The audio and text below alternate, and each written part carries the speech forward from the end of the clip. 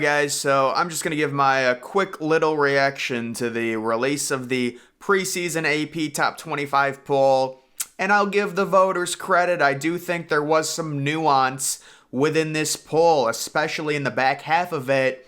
I've always been a fan of the preseason Top 25 poll. A lot of people seem to hate it, but I don't know, it sets a nice little vibe for the season, but we're going to just get into the first top 10 rankings, taking a look at this. Georgia, I mean, how can you not have Georgia at number one?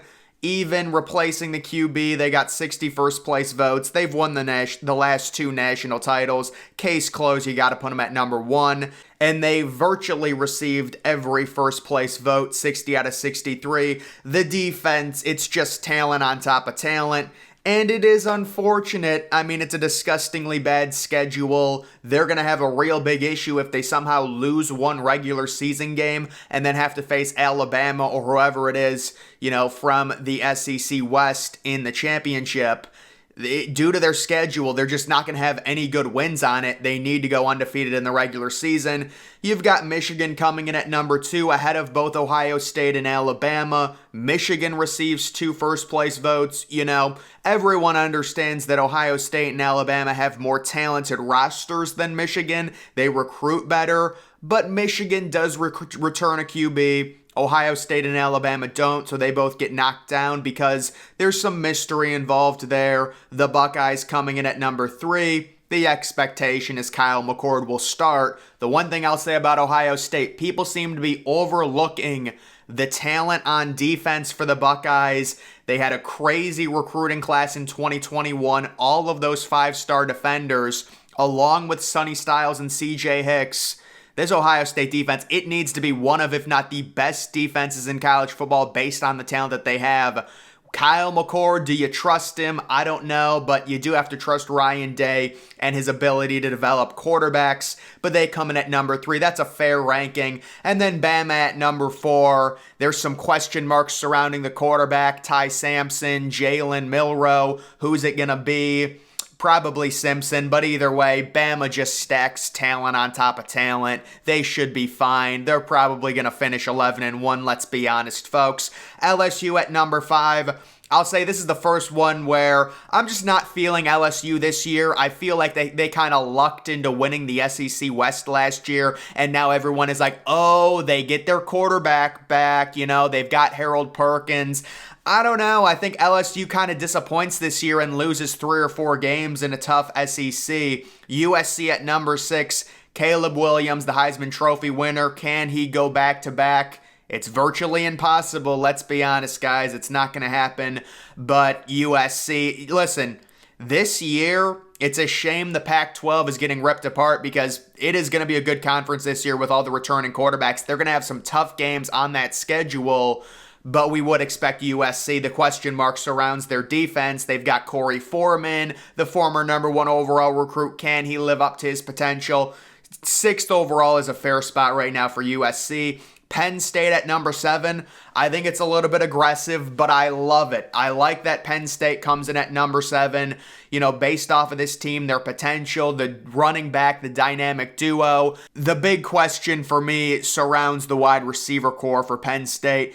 FSU at number 8, returning Jordan Travis. They spent big in NIL. They got, a really solid receiver from MSU. Florida State is loaded this year, and this is really Florida State and Mike Norvell's year to really make a statement when it comes to the national spotlight. That's a big week 1 game against LSU. I think they beat LSU week 1, honestly, Florida State. I'm liking them this year, but pretty much everyone is liking them. Clemson at number 9, kind of the forgotten about team. Cade Klubnik, the 5-star quarterback, going to be a sophomore. Will Shipley, a solid defense. Dabo Sweeney. Number 9 is fine for them. And then Washington at number 10. They've got really good receivers. They've got a quarterback who I think led the league in passing yards last year. And a solid defense with a pretty nice pass rusher prospect who I think is possibly going to go in the first round. So Washington is an interesting team that I could see maybe sneak into the playoffs. Number 11, Texas, what are you going to do with Texas at this point? We'll see with Quinn Ewers. We all know, very talented, number 1 overall player. reclassifies transfers from Ohio State. They've got Xavier Worthy. They've got another receiver, I know, a transfer from Georgia who's also really good. I don't know, man. At this point with Texas, you got to show me something, man. I would not rank Texas number 11. I just can't keep doing it. I mean, it's time and time and time again. How many times are we going to rank them inside the top 15 and then they just disappoint every single year? But Texas is weird. Like, they'll still be analytically really good, but then they'll be like 7-5. It's strange because they lose a lot of close games. Like last year, they barely lost to Alabama. Easily could have won that game if Ewers doesn't get injured. Now they go on the road to Tuscaloosa. Imagine Texas beats Alabama. I mean, that's a game that Texas might be able to win. Let's be honest. Quinn Ewers, returning quarterback. You have at least some experience compared to Alabama early in the season. I don't know. That could be a breakthrough game for Texas and their program. Tennessee at number 12. That's respectable. I do think Tennessee will end up going to... Is it Nico Lamanleva, the superstar 5-star quarterback that they paid $7 million or $8 million in NIL money, a 3-year contract or whatever it is? I think they'll end up going to him. I know Joe Milton has a crazy arm, but what he did at Michigan, I don't know, man. I think they'll event Tennessee middle of the season. They'll go with Lamanleva.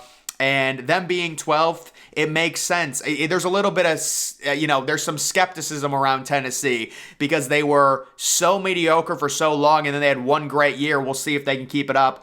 Notre Dame at number 13. It's a fair ranking. I like Sam Hartman. That's a big-time transfer get for them. They always seem to have solid, compact running backs, and they've got the huge home game week 4 against Ohio State. That could be a game, they're probably not going to be favorites because right now Ohio State in the preseason line is -7. But we'll have to see. Then you've got Utah at number 14. I would move Utah down a bit. They lose a lot. I know they return Cam Rising, but in a tough Pac-12, I could really see them taking on some water and finishing 8-4. Oregon at number 15. So Oregon returns Bo Nix. That's a pretty fair spot for them. Kansas State at number 16. I think Kansas State, the Big 12 is just such a mosh pit, man. Kansas State could very easily go 9-3 or they can go 7-5. Let's be honest. TCU at number 17. Feels kind of like, you got to throw TCU in somewhere. They made the national title last year. It's respectable. Of course, they lose their quarterback. They lose, their number one receiver, Quentin Johnston. And I do not expect TCU to have a very good season. I'm thinking 7-5, maybe 6-6 for TCU. Oregon State at number 18. So Oregon State is a team, if I was doing a preseason poll, I would probably have them at like number 8 or 7, honestly.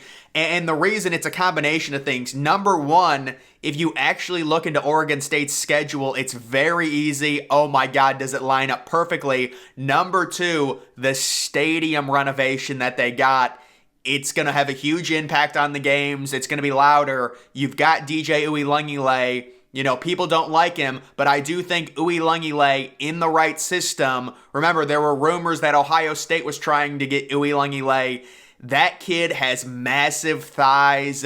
He's got, very impressive lower half, and he can just run over people. I think I would be having that kid run the ball on every 3rd and 2. He's an automatic first down. So DJ Uiagalelei was just in the wrong system at Clemson, and now we could see Oregon State possibly, honestly, making the playoff. They might make the playoff. That would be great for the sport. Wisconsin at number 19. Yeah, they should be pretty good, and they're going to have some big games. I know they got a big home game against Ohio State at night in Camp Randall. They have the transfer QB. They've got Luke Fickell. They're a well-put-together program. It is Luke Fickell's first year, so we'll see. I think 19 is a fair ranking. Oklahoma at number 20, Brett Venables. A lot of Oklahoma fans very high on this team. Returning Dylan Gabriel after the season last year with the injuries. He's back. He's healthy. I'm liking this Oklahoma team, and I do think they end the season as like a top 15 or a top 14 team. They've got a lot of talent there, and they've got a conference, the Big 12, very winnable games. A lot of games you can lose, but very winnable games. They're going to have a talent advantage in virtually every game outside of the Texas neutral site game. North Carolina at 21. I think that's just because of Drake May. I think North Carolina is going to be 6-6 this year. Guys, remember Justin Herbert at Oregon when everyone thought Oregon was going to be good because they had Justin Herbert and they ended up being terrible his senior year. It's the same thing with Drake May. This North Carolina team is not well put together. They will probably go 6-6, but it is the ACC. Maybe they go 8-4. Ole Miss at 22. I just can't buy Ole Miss anymore. I mean, if we put Ole Miss in the Big Ten East, I honestly, that's like a 3-9 football team. I'll be honest. And, you know, let's do a hypothetical. Ole Miss at Rutgers. Is it a pick'em? I mean, like, you know, it's just Ole Miss. Are we really doing it with Ole Miss again? And then Texas A&M at 23. You can understand that. I mean, the thing is, Texas A&M still has that crazy talent from the recruiting classes. You know, they spent all the money in 2022, the greatest recruiting class ever. Yes, some of those kids did transfer out, but some of the kids did stay, and they do have a young quarterback, so you can understand why they would throw A&M a bone towards the back or towards the bottom of the top 25. Tulane, yeah, I don't agree with Tulane being ranked. They lost Tajay Spears, the superstar running back. I think I would have Air Force at 24 and not Tulane. And then Iowa at 25. So it's very obvious that they looked at Iowa's schedule, and that's why Iowa is ranked. I mean, Iowa has one of the easiest schedules I've seen in my life in the Big Ten West. It's just hilarious. And they're probably going to, you know, Cade McNamara, he's a game manager. You got to respect it. Their offense should be a little bit improved. I don't know, man. Iowa, we'll see what Iowa's probably going to go 9-3 just because they play an FCS type schedule. And then you have Texas Tech, the first team, you know, they'd be number 26. There's a lot of hype around that program. We'll see. They have a big week 2 game, don't they? I forget who they face in non-conference, but they have a big home game. I know that. South Carolina, I was surprised South Carolina didn't crack the top 25. UCLA, well, they're probably going to be starting a true freshman, Dante Moore, so that makes sense. UTSA, yeah, I'm not buying UTSA this year. Arkansas, you know, they return their quarterback, KJ Jefferson, but it's tough in the SEC. Boise State, I actually think SMU is probably going to be better than Boise State if you look at the analytics. Pittsburgh, I don't know, Pittsburgh's always like 7-5, except I guess when they had Kenny Pickett, you know. Kentucky's all right. Louisville on there. They lose Malik Cunningham. Troy is on this list. Very good defense, Troy. Kansas, Auburn, Minnesota. Toledo gets a shout out. Duke, Mississippi State, Florida. Florida's got a very tough schedule this year.